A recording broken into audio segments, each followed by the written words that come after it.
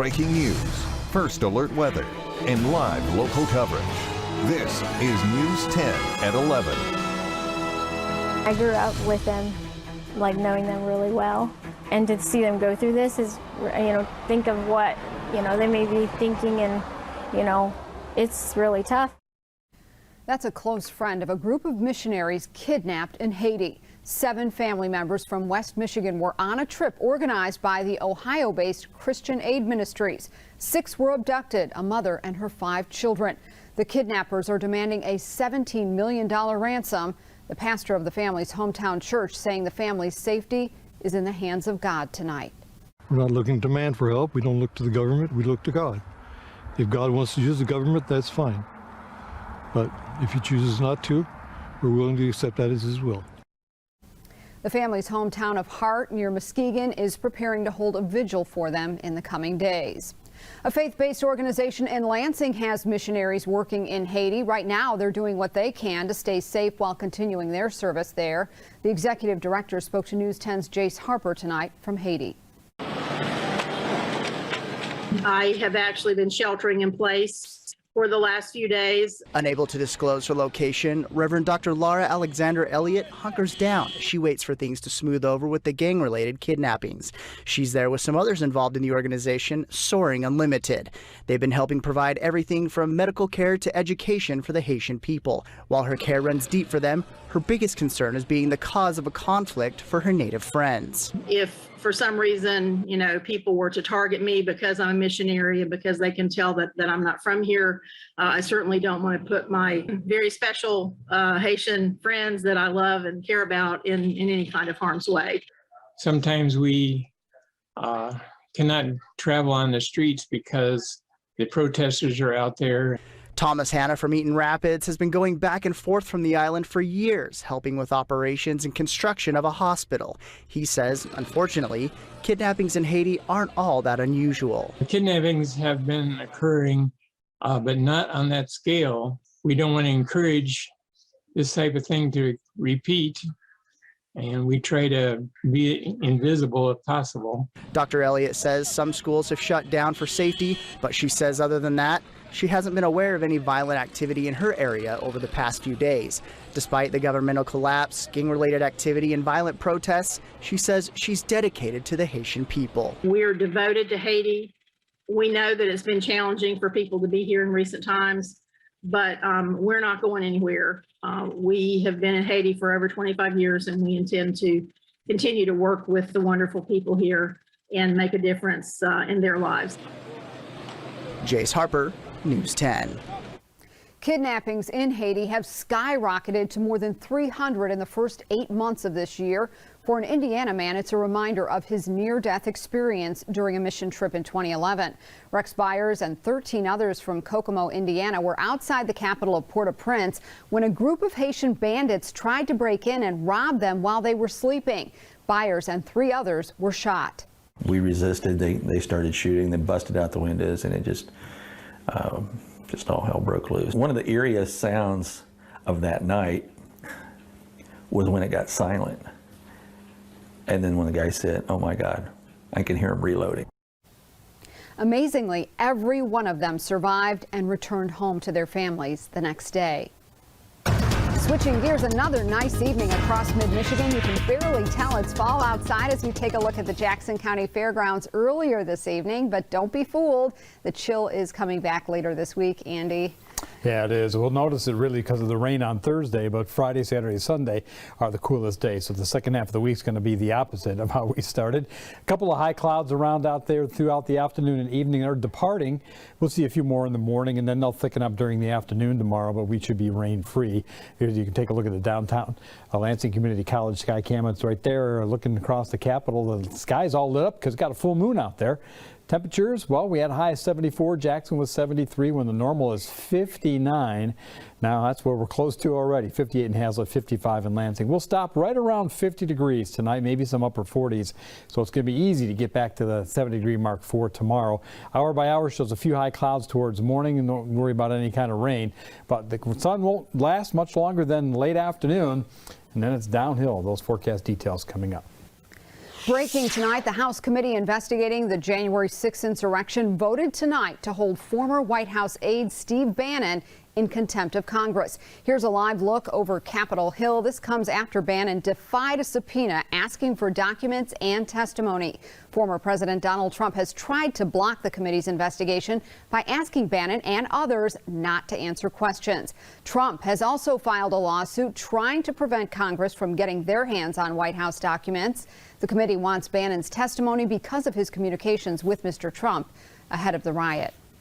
Business owners across the state are asking the federal government to stop the COVID-19 vaccine mandate.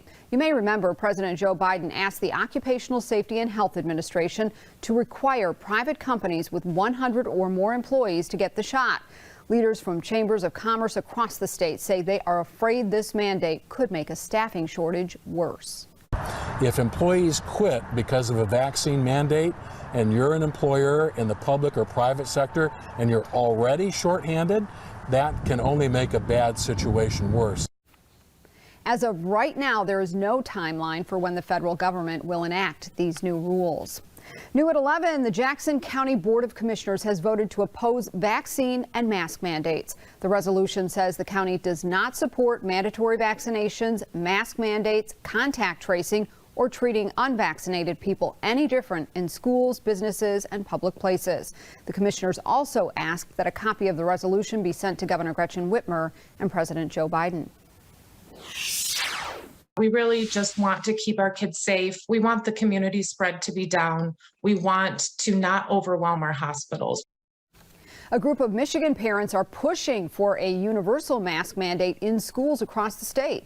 The group is called Michigan Parents Alliance for Safe Schools Coalition.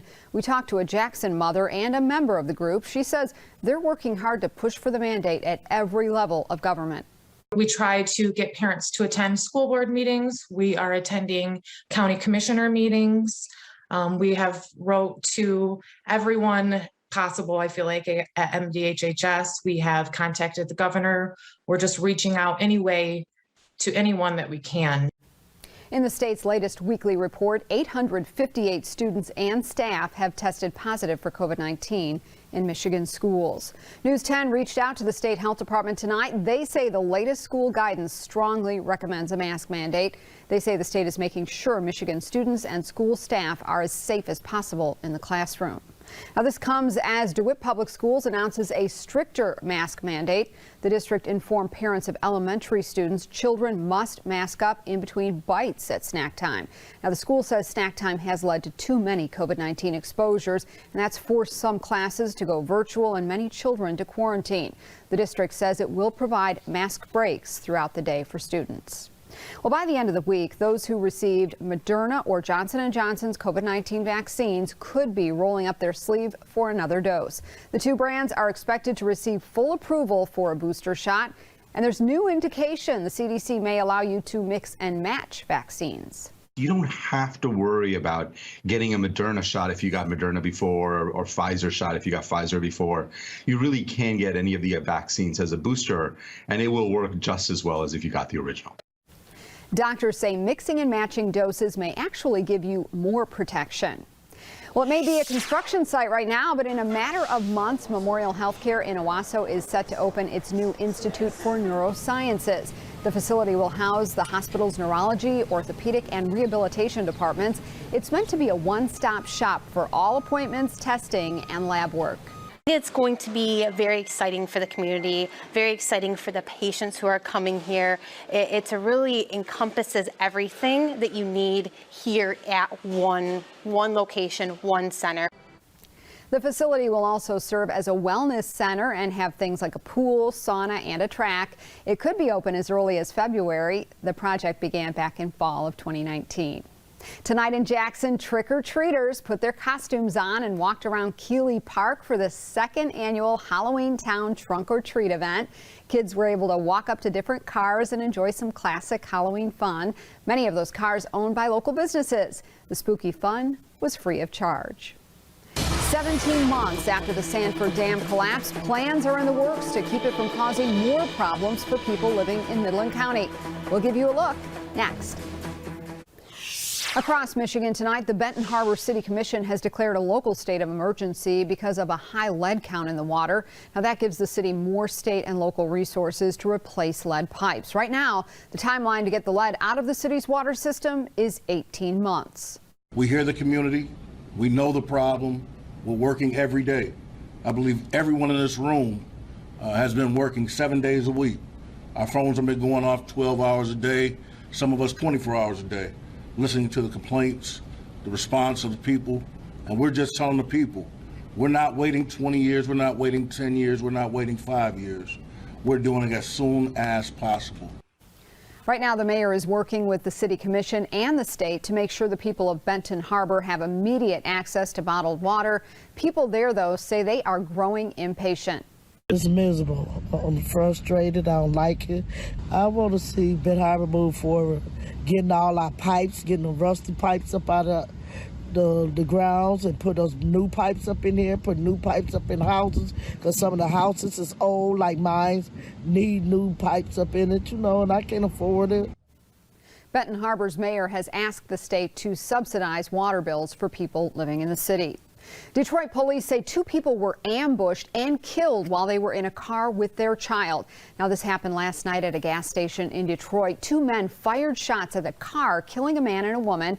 They were both 22 years old. Their 9-month-old baby was not hurt. The shooting was recorded by the gas station security cameras. Police Chief James White says this was not random. He's asking for anyone who knows anything to help in the investigation. Central Michigan University and its athletic department are now facing a federal civil rights complaint. Now, this comes after the school removed men's track as a varsity sport last year and replaced it with men's golf. The group Reinstate CMU Track and Field on Twitter says the decision has impacted educational opportunities for black student athletes. A former CMU track athlete agrees.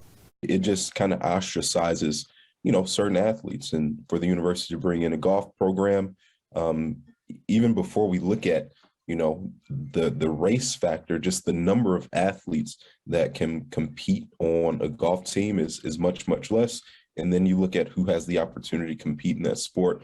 And it just, you see the distance in comparison. Central Michigan University says it has not received any complaint, nor has its Office for Civil Rights. In just a matter of weeks, stabilization work is expected to begin on the Sanford Dam in Midland County. That dam failed in May of 2020, causing a major flooding disaster. Dam stabilization is what you do to a dam that's been partially damaged or destroyed in a flood event. And you're trying to return it to a state where it will at least be stable and not create any new problems before you have a chance to rebuild the dam. The task force in charge of the repairs is working with the State Department of Environment, Great Lakes and Energy to get the proper permits. They expect to have those permits within the next few weeks. Well, if you work at Texas Roadhouse, you could get money to go to college. Any employee who works more than 30 hours a week and qualifies for benefits is eligible for a stipend of more than $5,000. Now, that's as long as the employee maintains a C average at an accredited university. Right now, Texas Roadhouse locations in Jackson and Lansing are both hiring full and part-time positions. Members of the state's redistricting commission are urging you to speak up about the draft copies of the state's new congressional and legislative maps. The first of 5 public hearings will be held tomorrow in Detroit. The panel wants feedback on the maps it created. We're excited to have that comment. The commissioners look forward to hearing from people about their communities of interest and about what's important to them and what impacts them as they elect people to represent them. Now, this process happens once a decade, so if you're interested in submitting your feedback, there will be a hearing at the Lansing Center on Michigan Avenue in downtown Lansing Thursday at 1 in the afternoon. It will wrap up at 8 p.m. You can join at any time. And Andy, I'd love to give my feedback about this weather you've been delivering. Just keep it coming. It's because we redistricted a couple of years ago. Did you? Yeah, we kind of went south and now to get us a little warmer weather. And no, it's very, very nice. We got another day tomorrow. It will end with cloud cover and showers on radar this time tomorrow for sure. And then it's much cooler after that. So yeah, we eke out another day. That's how I look at it. Take a look at the satellite and